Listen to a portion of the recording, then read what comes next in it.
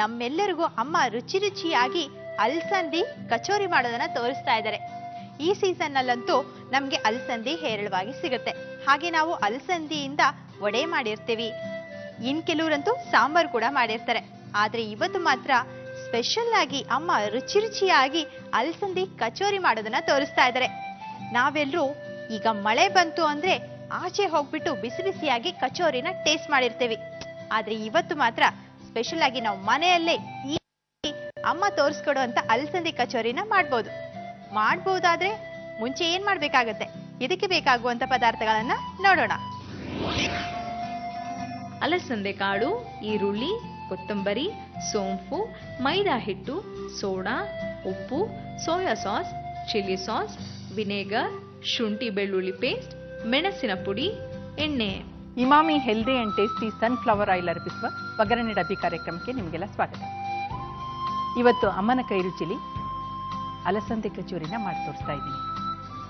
ಈ ಮಳೆಗಾಲಕ್ಕೆ ಚಳಿಗಾಲಕ್ಕೆ ಸಾಯಂಕಾಲದ ಹೊತ್ತು ಕಾಫಿ ಟೀ ಜೊತೆಗೆ ಎಷ್ಟು ಚೆನ್ನಾಗಿರುತ್ತಲ್ಲ ಬಿಸಿ ಬಿಸಿಯಾಗಿ ಕಚೋರಿ ತಿಂದರೆ.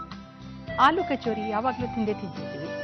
ಅದ್ರ ಜೊತೆಗೆ ನೀವು ಮಾಮೂಲಿ ಕಚೋರಿ ಹೆಸರುಬೇಳೆ ಮತ್ತು ಬೇಳೆ ಮಸಾಲ ಹಾಕಿ ಮಾಡ್ತಾರಲ್ಲ, ಅದನ್ನು ನೀವು ತಿಂತಾನೆ ಇರ್ತೀರಿ. ಅದಕ್ಕೋಸ್ಕರನೇ ಇವತ್ತು ಸ್ಪೆಷಲ್ ಆಗಿ ಅಲಸಂದೆ ಕಚೋರಿ ಮಾಡೋಣ ಅಂತ ಬಂದಿದ್ದೀನಿ. ಅಲಸಂದೆ ಕಾಳನ್ನ ನೆನೆಸಿ ತರಿಯಾಗಿ ಮಿಕ್ಸಿ ಮಾಡಿಟ್ಕೊಂಡಿದ್ದೀನಿ. ಈಗ ಈ ಬೇಯಿಸ್ಕೊಂಡಿರೋ ಅಲಸಂದೆಯಿಂದ ಒಂದು ಪಲ್ಯ ಮಾಡ್ಕೊಳ್ಳೋಣ.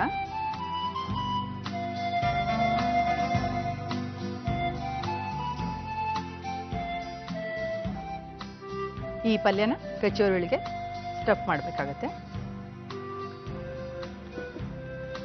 ಇಮಾಮಿ ಸನ್ಫ್ಲವರ್ ಆಯಿಲ್ ಹಾಕಿದ್ದೀನಿ.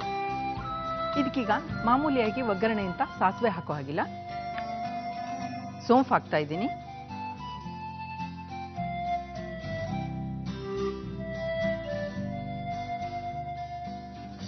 ಕರಿಮೆಣಸಿನ ಪುಡಿ, ಕಾಳು ಮೆಣಸಿನ ಪುಡಿ ಹಾಕ್ತಾ ಇದ್ದೀನಿ.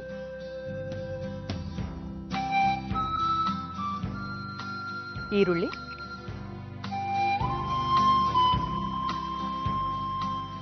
ಹಾಗೆ ಶುಂಠಿ ಬೆಳ್ಳುಳ್ಳಿ ಪೇಸ್ಟ್ ಒಂದು ಅರ್ಧ ಸ್ಪೂನ್ ಹಾಕ್ತಾ ಇದ್ದೀನಿ.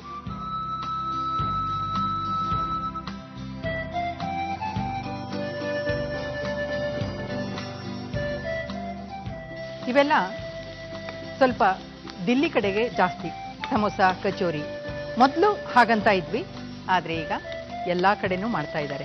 ನಮ್ಮ ಕರ್ನಾಟಕದಲ್ಲಿ ಚಾಟ್ ಅಂಗಡಿಗಳು ಈಗ ಸುಮಾರಾಗಿ ಶುರು ಆಗ್ಬಿಟ್ಟಿವೆ.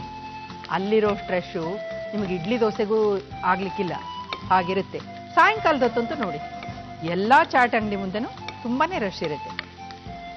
ಹಾಗಾಗಿ ಆ ಅಂಗಡಿಗಳ ಮುಂದೆ ಆ ರಶಲ್ಲಿ ನಿಂತ್ಕೊಂಡು ತಿನ್ನೋದ್ರ ಬದಲು ಹೀಗೆ ಮನೆಯಲ್ಲೇ ಮಾಡಿಕೊಂಡು ವೆರೈಟಿಯಾಗಿ ತಿಂದರೆ ಚೆನ್ನಾಗಿರುತ್ತಲ್ವಾ. ಇದಕ್ಕೀಗ chilli sauce 1 spoon, soya sauce ಸ್ವಲ್ಪ, ವಿನೆಗರು 2 ಸ್ಪೂನು,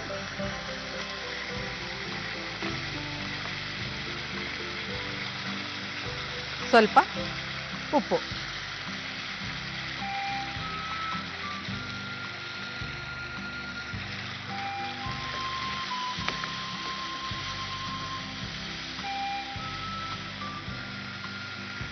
ಇದು ಬೇಯಿಸಿ ಮಿಕ್ಸಿ ಮಾಡಿ ಇಟ್ಕೊಂಡಿರೋಂಥ ಅಲಸಂದೆ ಕಾಳು ತರಿಯಾಗಿ ಮಾಡಿದೆ.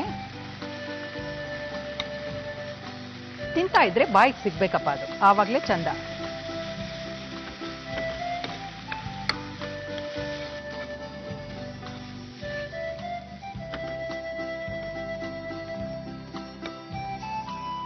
ಕೊತ್ತಂಬರಿ,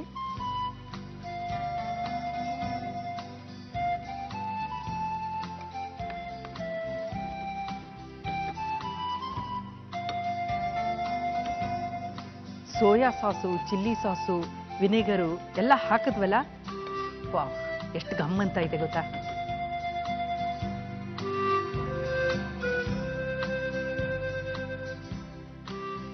ಈಗ ಪಲ್ಯ ರೆಡಿಯಾಗಿದೆ. ಗ್ಯಾಸ್ ಆಫ್ ಮಾಡ್ತಾ ಇದ್ದೀನಿ.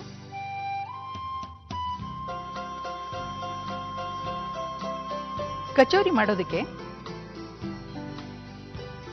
ಮೈದಾ ಹಿಟ್ಟಿಗೆ ಸ್ವಲ್ಪ ತುಪ್ಪ, ಉಪ್ಪು, ಒಂಚೂರು ಸೋಡಾ ಹಾಕಿ ಕಲಸಿ ಇಟ್ಕೊಂಡಿದ್ದೀನಿ.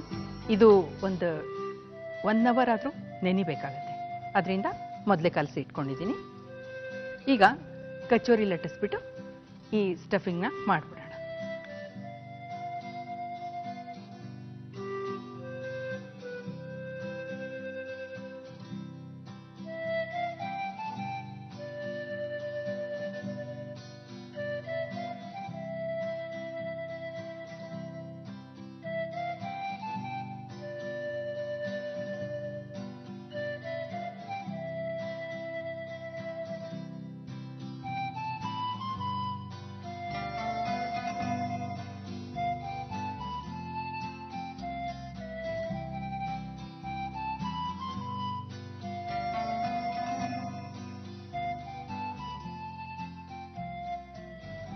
ಈಗ ಈ ಅಲಸಂದೆ ಕಾಳಿನ ಪಲ್ಯನ ಇದರಲ್ಲಿ ತುಂಬಿಸೋಣ.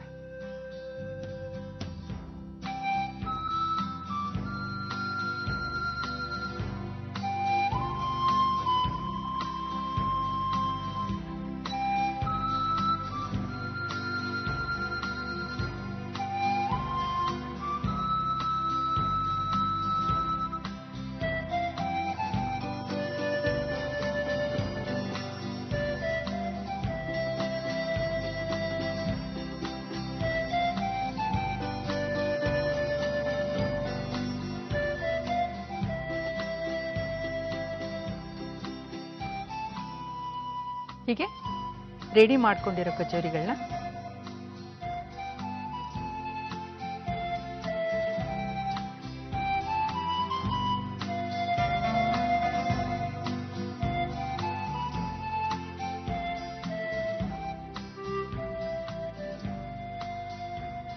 ಈಗಿನ ಮಕ್ಕಳಿಗೆ ಸಾಯಂಕಾಲದ ಹೊತ್ತು ಹೊರಗಡೆ ಹೋದರೆ ಪಾನಿಪುರಿ ಕೊಡಿಸು, ಮಸಾಲೆ ಪುರಿ ಕೊಡಿಸು, ಕಚೋರಿ ಕೊಡಿಸು, ಸಮೋಸ ಕೊಡಿಸು ಅಂತ ದುಂಬಾಲು ಬೀಳ್ತಾರೆ. ಆ ಥರ ಅವ್ರ ಕೈಯಲ್ಲಿ ಹೇಳಿಸ್ಕೊಂಡು ಅದನ್ನು ಕೊಡಿಸಿ ಹೊರಗಡೆದು ಅಯ್ಯೋ ತಿನ್ನಿಸ್ಬೇಕಾ ಮಕ್ಕಳಿಗೆ ಯೋಚನೆ ಮಾಡೋದಕ್ಕೆ ಬದಲು ಹೀಗೆ ರಜಾ ದಿನಗಳಲ್ಲಿ ಈ ಥರ ಮಾಡಿಕೊಟ್ರೆ ಖುಷಿಯಾಗಿ ತಿಂತಾರೆ. ನೋಡಿ, ರೆಡಿ ಆಯಿತು. ಈಗ ಗ್ಯಾಸ್ ಆಫ್ ಮಾಡ್ತಾ ಇದ್ದೀನಿ.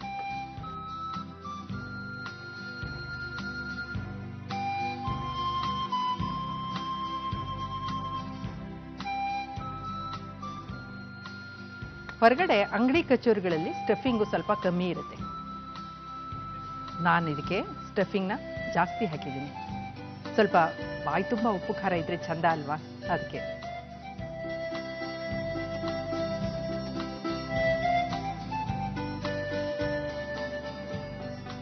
ನೋಡಿ, ಬಿಸಿ ಬಿಸಿ ಅಲಸಂದೆ ಕಚೋರಿ ರೆಡಿ ಆಯಿತು. ಇದಕ್ಕೆ ನಿಮ್ಗೆ ಬೇಕು ಅಂದರೆ ಟೊಮೆಟೊ ಸಾಸ್ ಹಾಕೋಬೋದು, ಇಲ್ಲದೇ ಇದ್ರೆ ಚಿಲ್ಲಿ ಸಾಸ್ ಇದೆ. ಇದಕ್ಕೆ ಇನ್ನೂ ಸ್ವಲ್ಪ ಸ್ಪೆಷಲ್ ಆಗಿ ಮಾಡಬೇಕು ಅಂದರೆ ಈ ಕಚೋರಿನ ಸ್ವಲ್ಪ ಹೀಗೆ ಹೋಲ್ ಮಾಡಿ ಅದರಲ್ಲಿ 1 ಸ್ಪೂನ್ ಮೊಸರು ಹಾಕಿ ಮೇಲೆ ಸ್ವಲ್ಪ ಚಿಲ್ಲಿ ಪೌಡರು, ಕಾಳು ಮೆಣಸಿನ ಪುಡಿ, ಒಂಚೂರು ಕೊತ್ತಂಬರಿ, ಬೇಕು ಅಂದರೆ ಸಣ್ಣಕ್ಕೆ ಕಟ್ ಮಾಡಿರೋಂಥ ಈರುಳ್ಳಿನೂ ಹಾಕ್ಬೋದು. ಆಗ ಮಸಾಲೆ ಕಚೋರಿ ರೆಡಿ ಆಗುತ್ತೆ. ಅಲಸಂದೆ ಕಚೋರಿ ಮಾಡುವ ವಿಧಾನ: ಬಾಣಲೆಯಲ್ಲಿ ಸ್ವಲ್ಪ ಎಣ್ಣೆ, ಸೋಂಪು, ಮೆಣಸು ಪುಡಿ, ಈರುಳ್ಳಿ, ಶುಂಠಿ ಬೆಳ್ಳುಳ್ಳಿ ಪೇಸ್ಟ್, ಕೊತ್ತಂಬರಿ, chilli sauce, soya sauce, vinegar ಅನ್ನು ಹಾಕಿ ಚೆನ್ನಾಗಿ ಫ್ರೈ ಮಾಡಿಕೊಂಡು ಹೂರಣ ಮಾಡಿಕೊಳ್ಳಿ. ಈಗ ಮೈದಾ ಹಿಟ್ಟಿನ ಕಣಕವನ್ನು ಲಟ್ಟಿಸಿಕೊಂಡು ಮಧ್ಯದಲ್ಲಿ ಹೂರಣವನ್ನು ಇಟ್ಟು ಕಚೋರಿ ರೀತಿ ಮಾಡಿಕೊಂಡು ಬಾಣಲೆಯಲ್ಲಿ ಕಾಯ್ದ ಎಣ್ಣೆಯಲ್ಲಿ ಹಾಕಿ ಚೆನ್ನಾಗಿ ಕರಿಯಿರಿ. ಈಗ ಅಲಸಂದೆ ಕಚೋರಿ ತಿನ್ನಲು ರೆಡಿ.